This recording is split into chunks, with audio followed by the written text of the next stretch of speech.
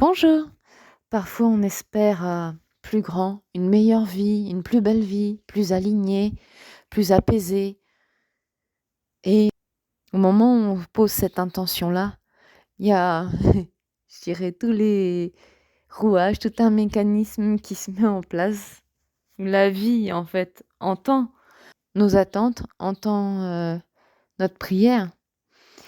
Et en fait, la vie met toutes les situations, met tout ce qu'il faut en œuvre pour qu'on puisse réaliser, nos aspirations.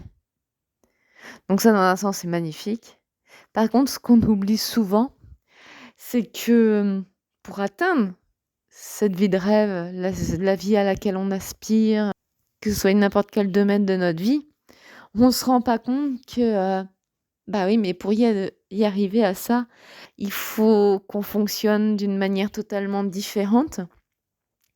Avec, des pensées différentes, des actions différentes. En fait, il faut être prêt à se remettre en cause, de mettre tout à plat, toutes les peurs, tous les doutes, tous les schémas de pensée toxiques, négatifs, tout ce qui nous a été inculqué, depuis notre enfance, que ce soit par l'école, les parents, la famille, la société, il faut être capable, à ce moment-là, de remettre tout en cause, de remettre tout à plat, de voir chacune des situations et comprendre ce qui nous a amené à une situation où, on rêve de totalement autre chose et qu'on se plus rien nous fait vibrer, en fait, dans la situation actuelle où l'on est.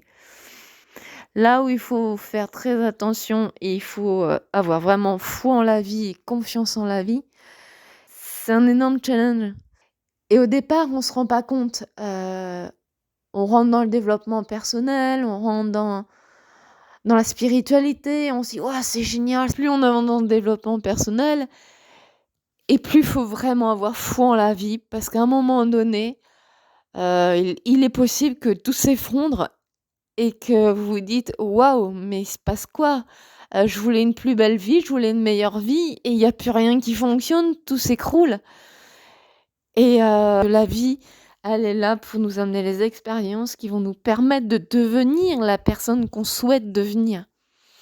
Mais pour ça, il va y avoir des gros challenges. Faut croire en plus grand que nous, il faut s'ouvrir. En étant dans le cœur, en étant bienveillant envers soi-même, en prenant soin de soi,